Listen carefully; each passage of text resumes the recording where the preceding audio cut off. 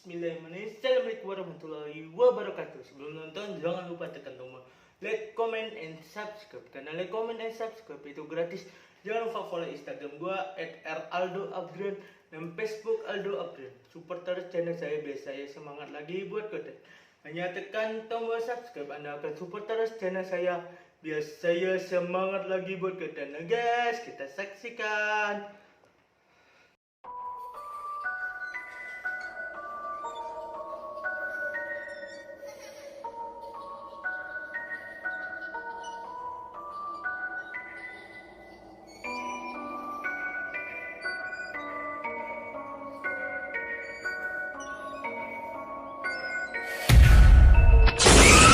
Lanjut, ini ceritanya keluarga tak kasat mata.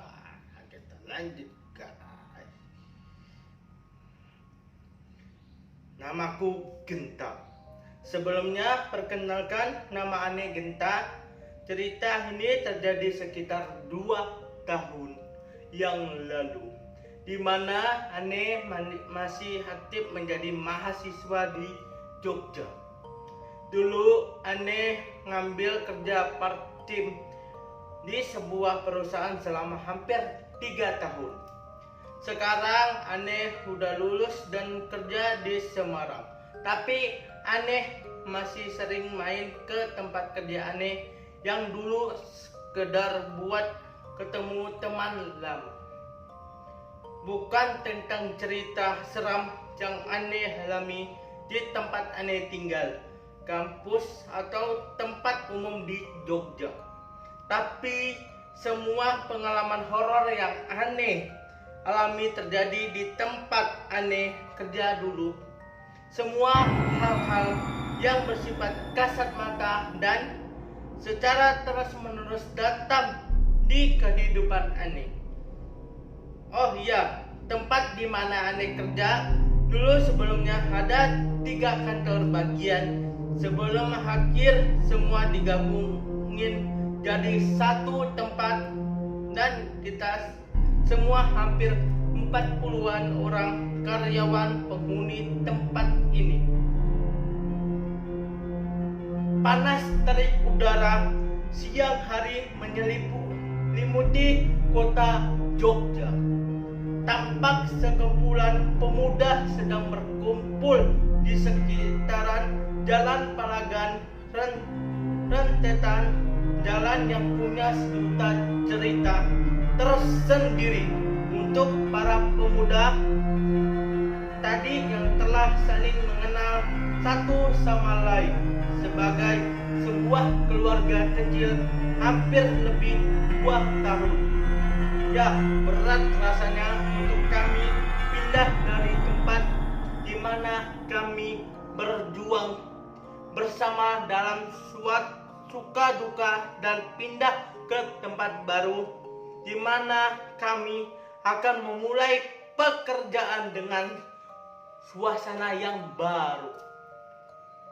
Siang itu Ane bersama beberapa teman Ane sedang sibuk angkut barang dari kantor lama menuju ke kantor baru.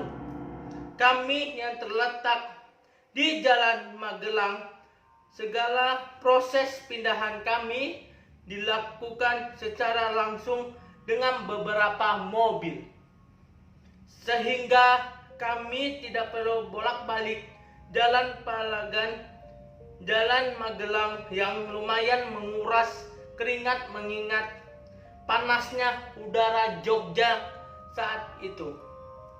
Dan tibalah kami untuk pertama kalinya di kantor baru kami, tempat di mana kami akan bekerja nanti. Kesan pertama Ane waktu melihat kantor baru Ane, tempatnya lumayan besar dan bersih. Ada 2 teman di depan dan tengah yang bisa dipakai buat nyantai bareng. Ruangan kerja terdivisinya pun lumayan besar. Jadi lumayan lah bisa dipakai buat tidur bareng kalau lagi lembur divisi. Kantor Ane ini ada 2 lantai. Lantai atas bisa buat ngalau sambil lihat langit Jogja. Terus di ruangan tengah ada semacam mini bar gitu. Dalam benak Aneh pikiran, pasti bangunan ini sebelumnya adalah bekas hotel Melati. Semacamnya dilihat dari banyak kamar dan tata ruangannya. Aneh gak kepikiran horor sedikit pun waktu itu. Kebayang tempat ini pasti bakal rame banget karena 3 kantor digabungin jadi satu sebelah ring road dan lagi dekat sama tempat dugem. Jadi Aneh mikir bakalan full deh ke depannya. Hehehe. Kami pun mulai tancap gas untuk angkat-angkat dan memasang tiang fasilitas ke kamar yang sudah diplot untuk tiap divisinya. Biar cepat selesai, waktu itu belum begitu ramai karena baru kantor Palagan saja yang mulai pindahan. 2 kantor lagi, jadwal pindahannya baru seminggu ke depannya.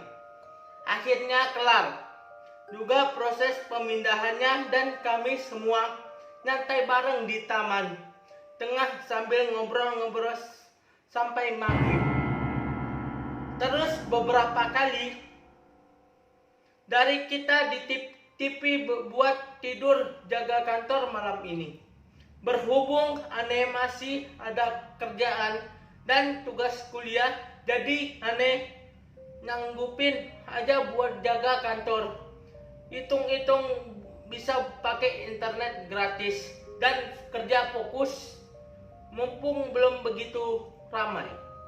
Jatah jaga kantor malam ini berarti ada Aneh dan 5 teman Aneh yang namanya Bebek, Yoga, Mas Ompong, Mas Umar, dan Mas Sukma. Masih pada bau keringat. Tapi ya namanya kumpulan jomblo, cuek aja dan asik di depan laptop masing-masing sambil bahas kerjaan. Kebetulan Aneh, Bebek, Yoga, Mas Umar, dan Monggo itu satu divisi dan jadi ruangan kita ramai sendiri waktu sementara 3 teman Aneh yang lain pada di ruang tengah. Entah hanya kebetulan atau memang. Masih ingat kan kalau siang tadi kita habis pindahan beberapa kali kita nyempetin mandi dulu sebelum lanjut aktivitas. Di kantor Aneh ini ada 4 kamar mandi yang bisa dipakai, tapi berhubung 1 kamar mandi di lantai atas masih butuh dibenerin dulu saluran, jadi kami cuma 3 kamar mandi di lantai bawah. Aneh waktu itu mandi di kamar mandi dekat ruangan divisi buat Aneh, sebelahan sama gudang yang gak tahu kenapa waktu itu gak bisa dibuka. Tambahan sedikit, gudang ini udah dipanggilin tukang kunci dari yang pinggiran jalan sampai yang pro. Tapi sampai detik Aneh nulis cerita ini, gudang tersebut tetap gak bisa dibuka. Mau tahu kenapa? Simak terus aja deh. Makanya hehehe. Lanjut mandi yang tadi. Aneh cuekin aja tuh gudang sebelah karena emang Aneh nggak tahu ada yang janggal dengan ruangan tersebut waktu itu. Aneh masuk ke kamar mandi sambil ngerokok dan buka sosmed via handphone dulu di dalam. Tiba-tiba lampu horeng kamar mandinya mati. aneh memang cuek dan pendiam orangnya. Aneh nggak mikir aneh-aneh waktu itu. Palingan juga teman aneh ada yang iseng. Bohlam memang belum diganti karena baru pindahan. Aneh nyalain the flash handphone aneh buat bantu penerangan. Jadi deh aneh mandi dalam kegelapan tanpa ada pemikiran parno sama sekali. Tapi anehnya waktu aneh mandi, sumpah hawa di kamar mandi bisa panas banget. Padahal aneh mandi juga pakai air kan. Hahaha, palingan juga pengaruh pindahan. Agak pengap-pengap dikit, lama nggak dipakai. Kelar mandi, aneh keluar pasang gaya stand cool. Biar teman aneh yang aneh kira musir kecewa karena musim aneh tadi, dan gak taunya ruangan divisi aneh kosong. Langsung deh aneh BBM mereka lagi pada di mana, dan gak tahu mereka lagi pada makan di Borjo dekat kantor. Aneh masih mikir paling juga tetap mereka yang matiin lampu, tapi terus pada kabur.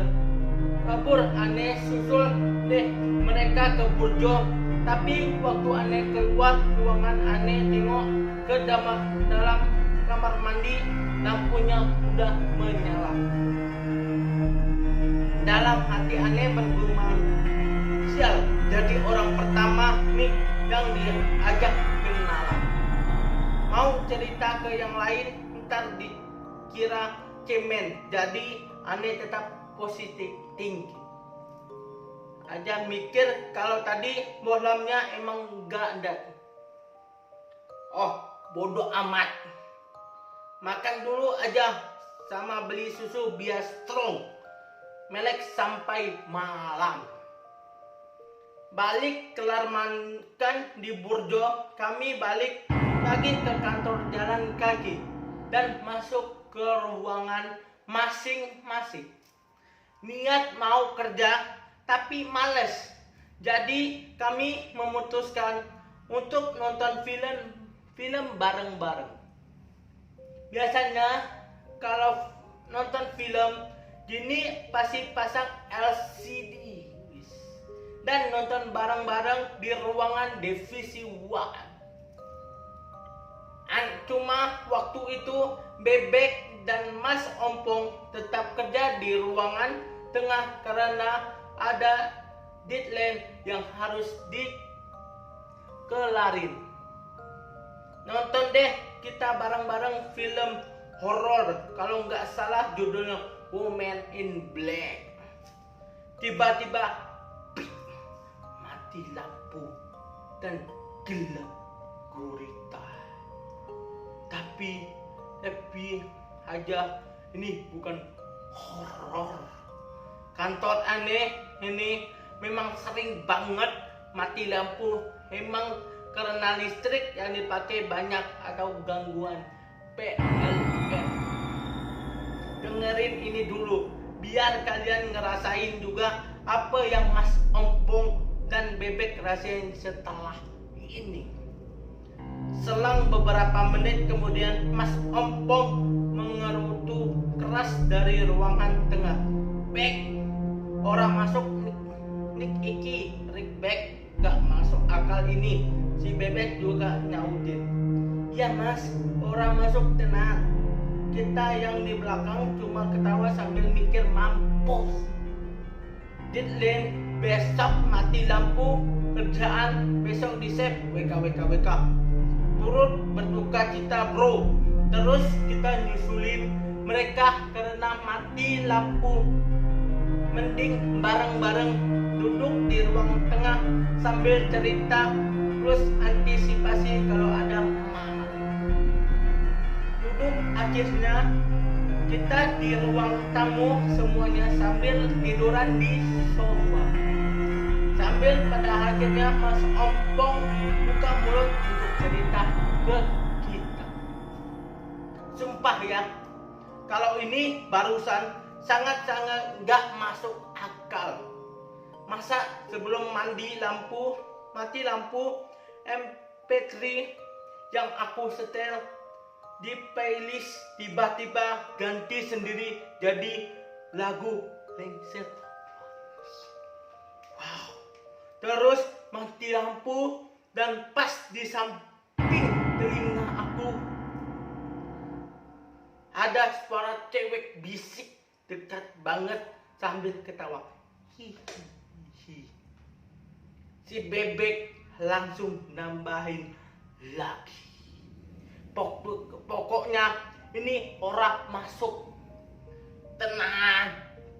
Jujur kita kalau ngelihat ada hal aneh-aneh selalu belak-belakan, dan untungnya semua pemberani nggak pernah ada yang lari kalau lagi diganggu. Pengalaman dari yang sudah Mas Sukma sebagai atasan yang sok-sok bijak terus ngebayol biar suasana jadi nggak tegang. Mungkin ada sosok lain yang duduk di antara kami dan ikut mendengarkan bayolan Mas Sukma tadi. Suara tawa tadi terdengar lagi. Kami semua yang ada di ruangan ini mendengar suara jelas tersebut. Terdengar seperti ketawa pendek berulang kali di depan wajah masing-masing, seolah menertawakan cerita tadi. Sontak kami langsung diam, saling pandang satu sama lain. Raut muka Yoga tiba-tiba berubah kayak lagi mikir sesuatu. Yoga ini periang orangnya dan pastinya ada sesuatu yang disembunyiin dari dia setelah kejadian barusan. Entah cuma aneh atau yang lain. Sekarang lagi bayangin gimana bentuk orang yang mentawain kita tadi dan menyusun persepsi bahwa ada sesuatu yang gak sembarangan di sini pasti. Baru kali ini pertama yang masih jam 9 malam. Ada apa dengan raut muka Yoga? Malam masih panjang dan kerjaan masih numpuk. Yang kami harapkan waktu itu hanya pagi cepatlah datang. Malam belum terlalu malam. Kami dengan sejuta persepsi horor yang barusan terlintas di hadapan kami. Masing-masing masih mencoba menerka apa yang sebenarnya dibalik semua ini. Jelas-jelas suara tawa tadi sudah pasti menghantui pikiran malam ini. Tidak mungkin rasanya untuk berpikir pulang ke rumah masing-masing. Mengingat kondisi baru saja pindahan mati lampu pasti sangatlah rawan untuk ditinggalkan. Jadilah kami berpura-pura melupakan kejadian tadi. Padahal aneh, yakin dari sekian orang di sini lagi nyari alasan biar bisa izin pulang. Hahaha. Mau nyelidiki bareng pun juga udah nggak kepikir sama sekali. Mau ke kamar mandi aja nggak kepikir sama sekali. Mau ke kamar mandi aja takutnya setengah mati. Ini malah pengen menyelidik bangunan gede yang sebagian besar masih kosong tanpa penerangan sama sekali. Kami cuma bisa bertanya satu sama lain, sebenarnya dulu bangunan ini bekas apa? Mas Sukma selaku atasan pun juga tidak tahu menahu tentang bangunan ini, karena dia hanya bertemu kontraktornya waktu itu. Katanya sih nggak ada masalah apa-apa, cuma dulunya sempat kosong selama 2 tahun. Sebelum akhirnya bangunan ini kami kontrak untuk 2 tahun ke depan. Tebakan terus muncul dalam hati Ane. Soalnya dari awal Ane bersasumsi tata bangunan mirip banget sama hotel. Kalau ini memang hotel dulunya, ada cerita apa sebelumnya. Kalau memang pengalaman horor yang kami alami barusan itu nyata, bahwa saat detik ini pun Ane sendiri nggak tahu dulunya bangunan ini dipakai untuk apa di masa lampau. Biarlah, Ane juga nggak mau pikir keras-keras banget. Sehoror-horornya tempat ini, besok juga bakal ramai banget kalau udah seisi semua.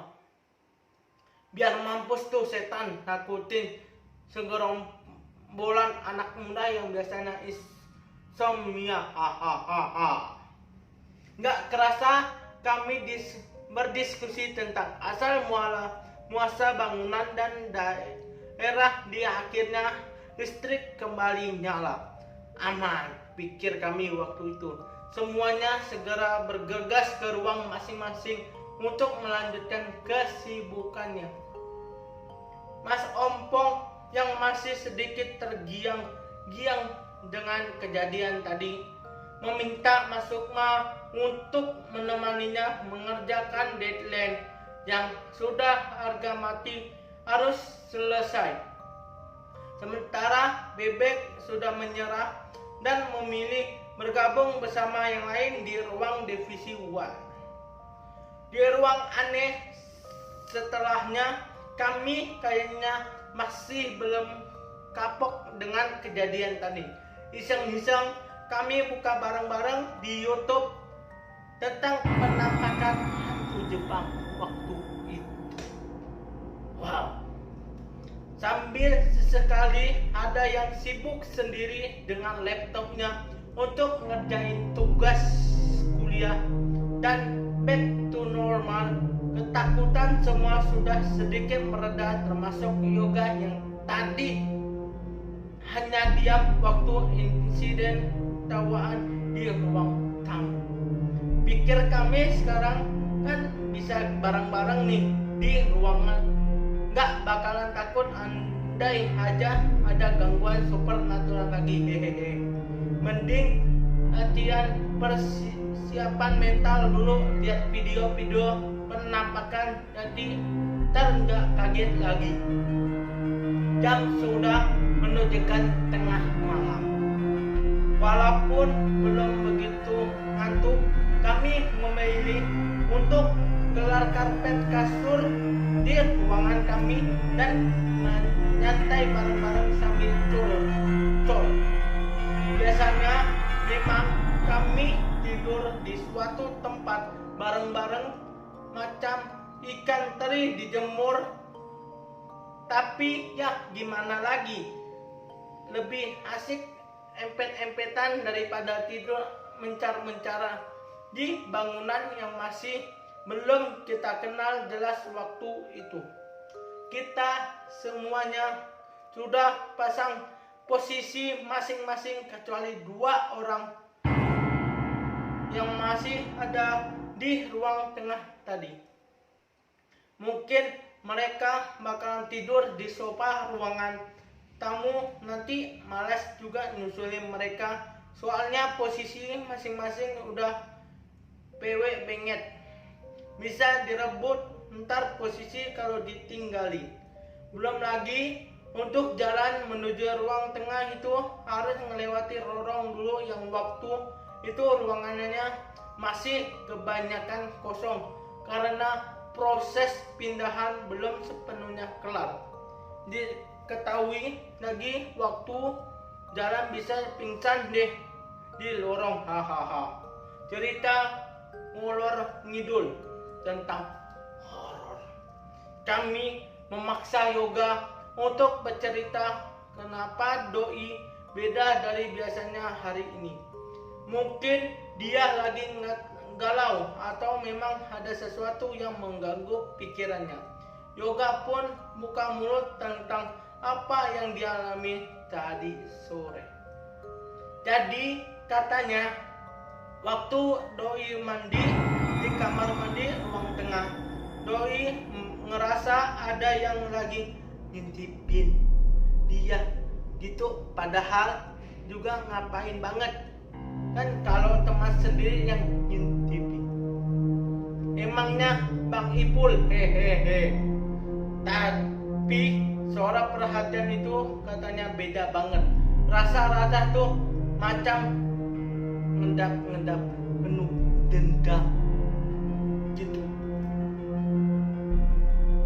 Evi dan kamar mandi di kantor aneh horor semua kan. Back to Yoga. Cuek aja sambil terus mandi dan nyanyi-nyanyi biar kagak takut. Terus kata dia sempat air kerannya bisa bau dan ngecur deres. Kalau dinalar masih bisalah, kalau kerannya bermasalah mungkin karena gangguan saluran air lah yang cuma bau amisnya itu yang gak masuk akal. Tapi kemungkinan dari ventilasi kaca tadi, si Yoga nengok pelan karena udah terlanjur gak tahan sama tatapan yang ngawasin dia dari tadi dan lamparan tampak rambut hampir mirip kayak sapu yang warnanya hitam banget, menjulur pelan keluar melalui celah ventilasi. Tentu ada yang dipikirin Yoga waktu itu simple, karena dia emang gak pintar amat orangnya. Sangka palingan ada yang lagi bersihin lorong sebelah. Kebetulan sore itu memang masih ada satu tukang yang tinggal buat bantu natain dan bersih. Tapi dilihat-lihat rambut hijau itu kan makin panjang, hampir satu jendela ventilasi. Dan yang bikin ngeri keluarnya itu bisa bergema macam-macam pelan, terus menghembus kena angin kecil gitu. Padahal angin dari mana di kamar mandi pengap gitu. Yoga pun langsung cepat-cepat mandi tanpa melihat belakang dan keluar dari kamar mandi. Menurut pengakuan karyawan, selain emang banyak yang sering lihat kepala dan rambut cewek dari ventilasi kamar mandi itu. Aneh sendiri waktu itu juga pernah ngalamin, soalnya hampir mirip horor Julian gitu deh. Pokoknya cerita di part lain tar. Kami yang lagi tiduran, tapi sempat gak percaya juga awalnya, soalnya itu cerita udah khayal banget. Kami mikir, wah ini si Yoga akan nonton film kali ya, sambil nanti pada akhirnya kita semua percaya akan penampakan dari sosok yang diceritain yoga tadi. Kita malah ketawa-tawa bikin lelucon cara tentang penampakan si yoga tadi.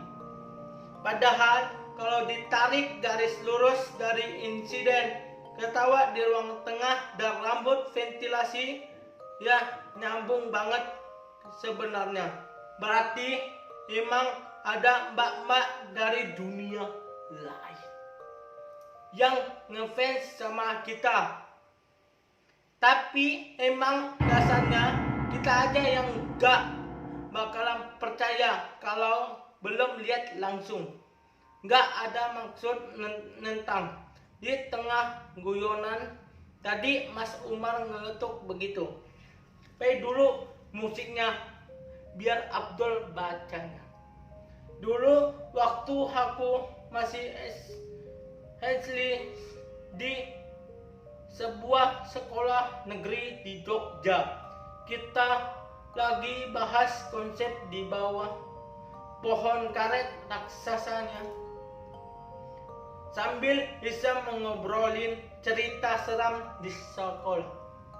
Terus ada anak-anak yang bilang gini, "Mas, tahu nggak sih kalau kita lagi ngobrolin kayak gini, mereka juga ada di samping kita ikutan dengerin cerita kita.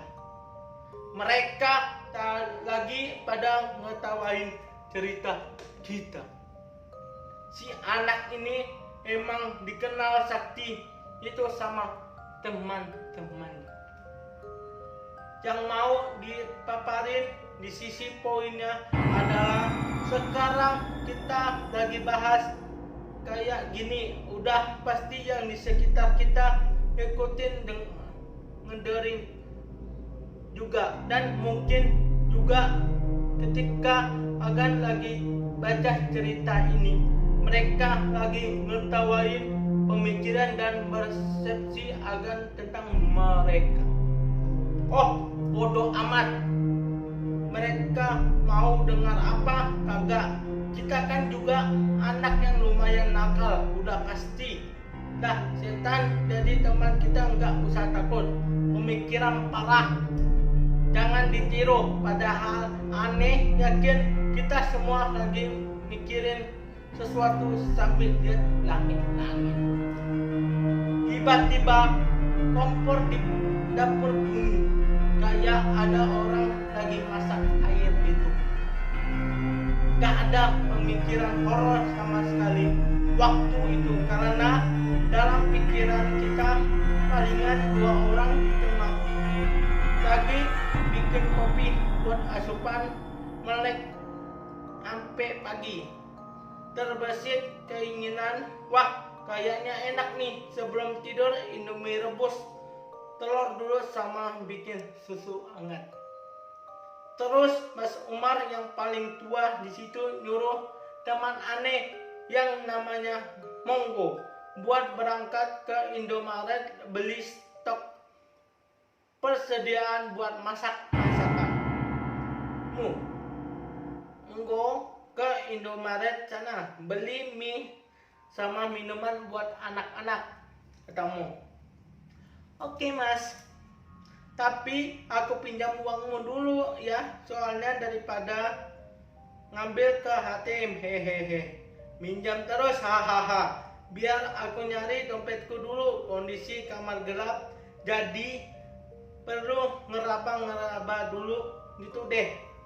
Belum sempat Mas Umar ngasih duit ke Monggo, dia bengong lihat ke jendela ke arah dapur sambil agak nggak percaya. Dia nyuruh kita buat ngeliat semuanya ke arah dapur.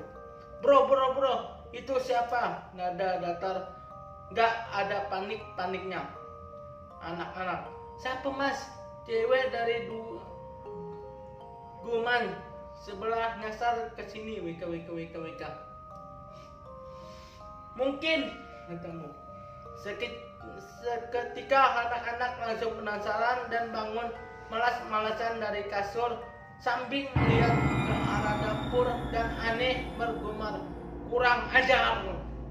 Sesosok lansia, wajahnya pucat sekali, matanya agak ada raut hitam, menggunakan mukena sedang melakukan sesuatu di dapur.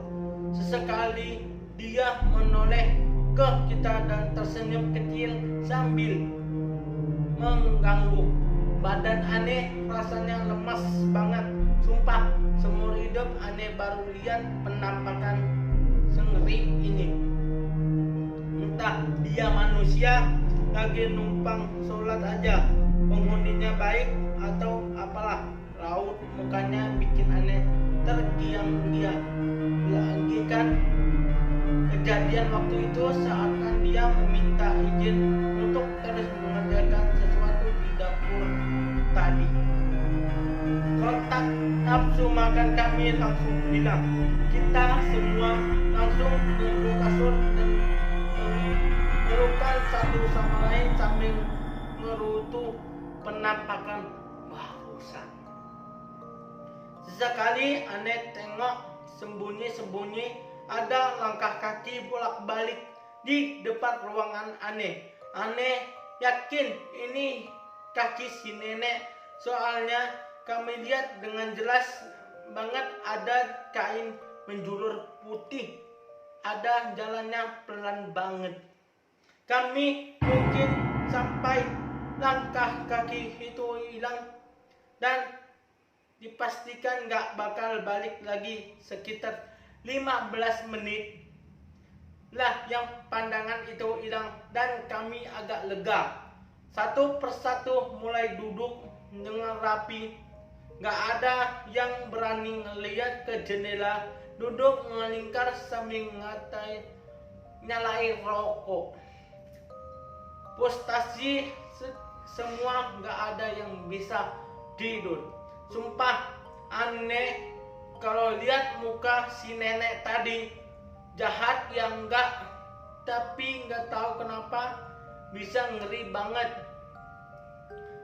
Kami saling tidak percaya akan penampakan tadi. Kita masih ngerasa yakin kalau si nenek itu warga yang mungkin cuma numpang sholat. Tapi sholat apaan ya? Jam 2 pagi gini, kami pun langsung teriak manggil-manggil Mas Empong dan Sukma. Siapa tahu emang tadi ada warga yang masuk atau apalah.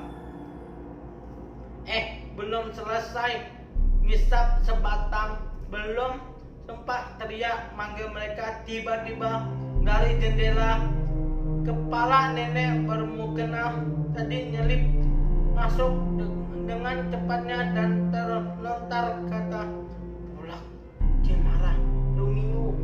Ini dari mulutnya dengan aksen Jawa sekrama halus. Saya mampir sebentar ya.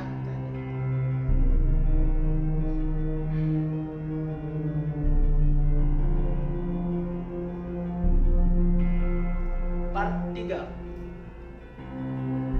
Sebuah kata yang terus terngiang di benak kami. Pikiran kami sudah bercampur aduk antara wajah dan suara dari sosok tadi.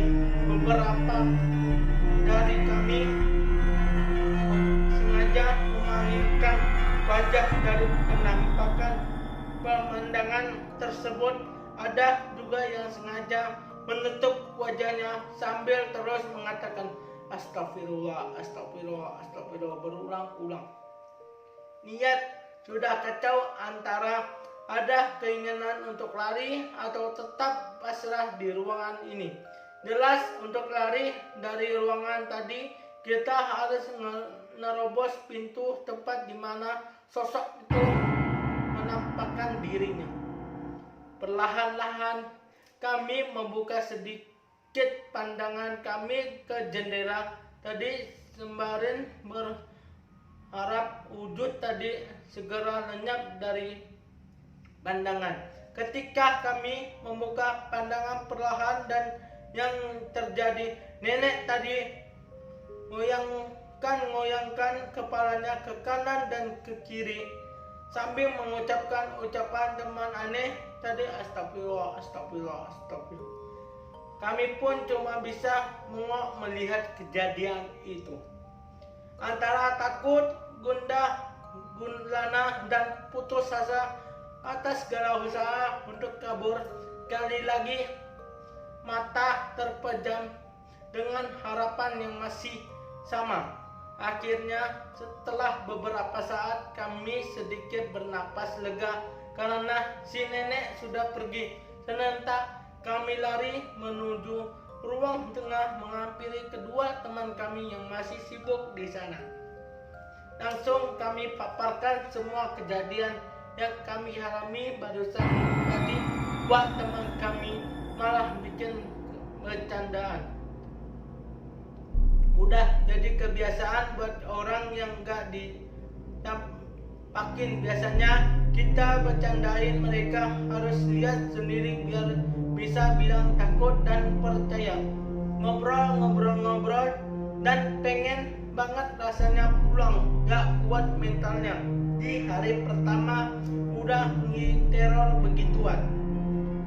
Tapi jam sudah menunjukkan pukul 2 malam.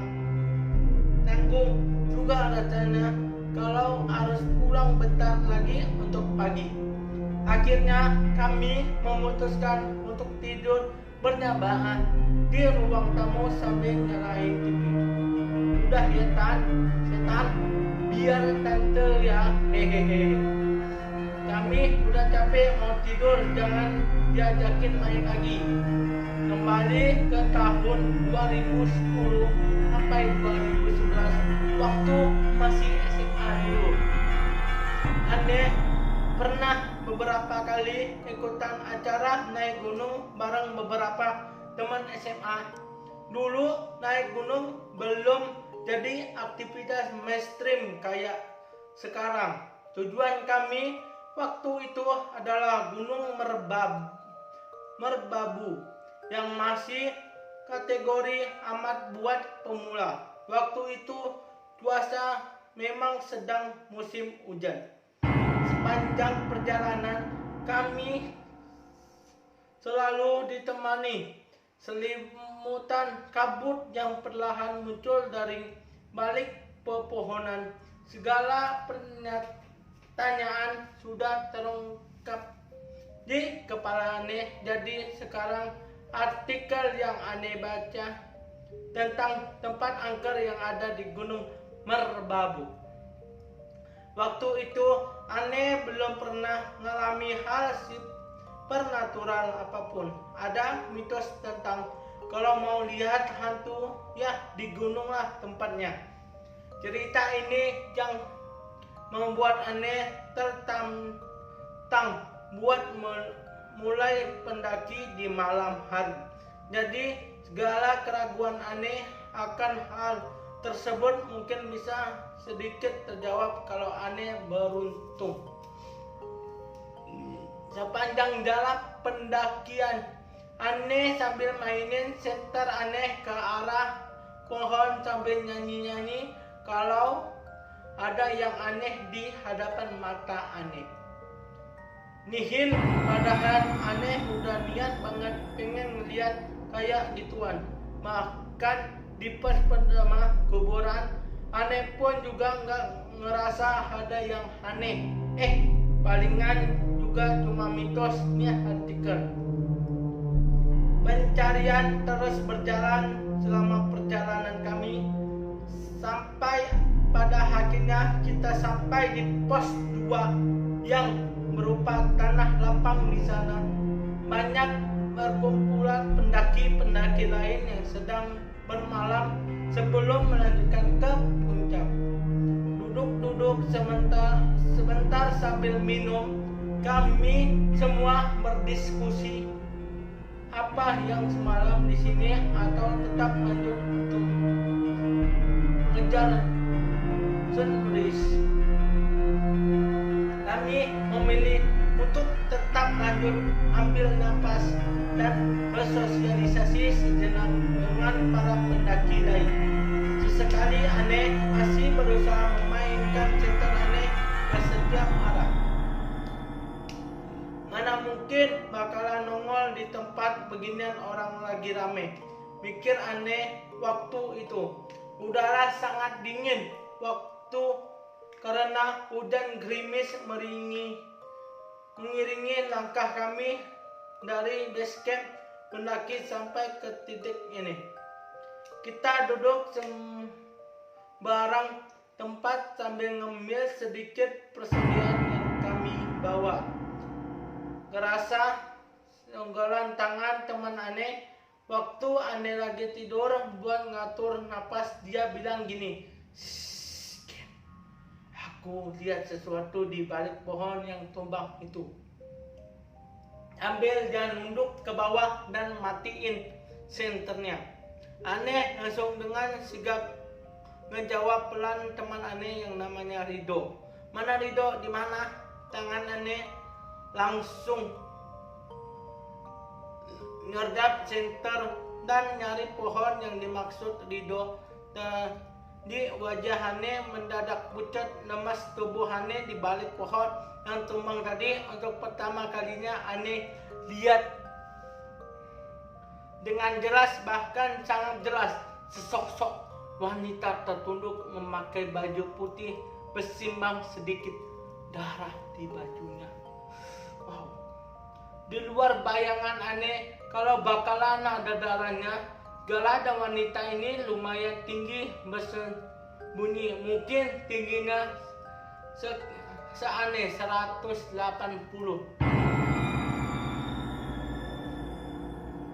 Mengintip sedikit dari balik pohon setengah tumbang, jadi cuma ketutup kakinya doang, sisanya ya jelas.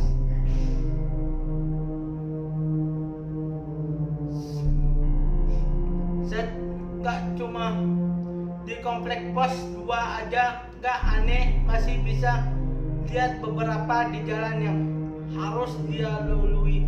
Untuk ngelanjutin perjalanan Aneh pandangin teman Aneh kok pada biasa aja, masih pada bisa bercanda lengkap deh. Kayaknya cuma Aneh aja kali ini yang dikasih lihat.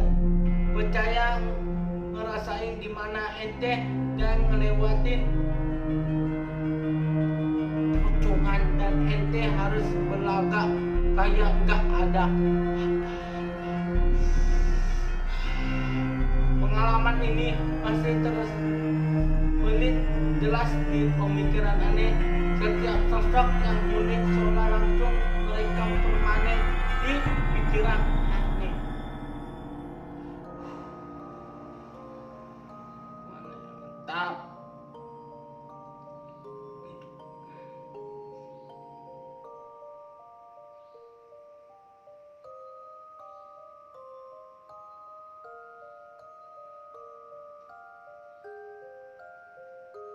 Terlihat Ibu Suminah seperti membisikkan sesuatu kepada Mpok Rah.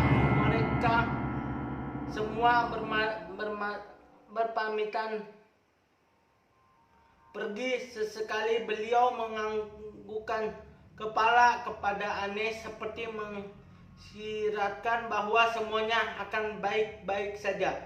Lalu Aneh kembali masuk bersama anak-anak. Ibu Suminah kasihan juga, pikir Aneh waktu itu melihat keadaan yang ada keadaannya.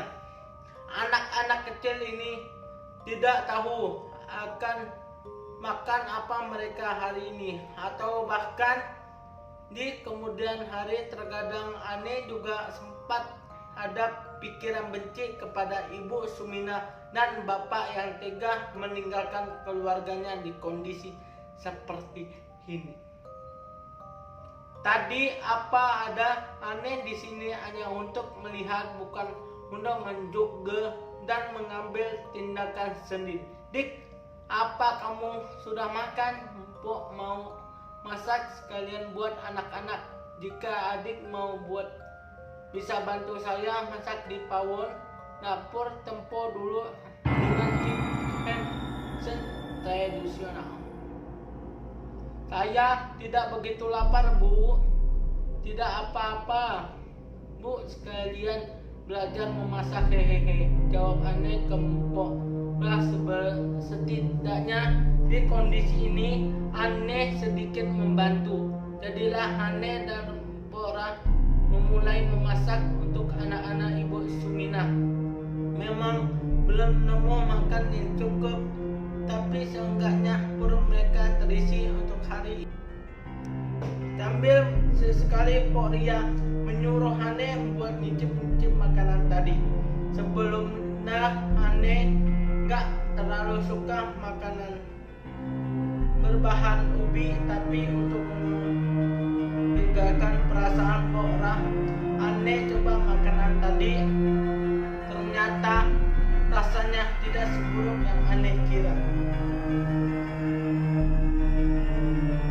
Entah perjanjian apa yang dibuat antara Lenggang dengan Bapak sehingga Ibu Suminah merasa sangat tertekan dengan segala kekayaan yang ia terima sekarang. Mungkin dari gelap mata atau semacamnya membuat Bapak lupa akan perjanjian yang sudah disepakati di antara beliau dengan Langgeng.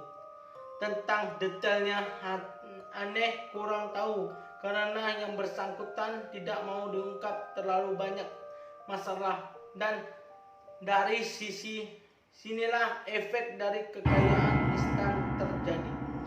Seperti merasa dikhianati perjanjian, sosok Langgeng yang sempat Anne kira baik di murka menjadi-jadi. Beliau seperti menuntut apa yang sudah dijanjikan Bapak waktu membuat perjanjian dengan dia.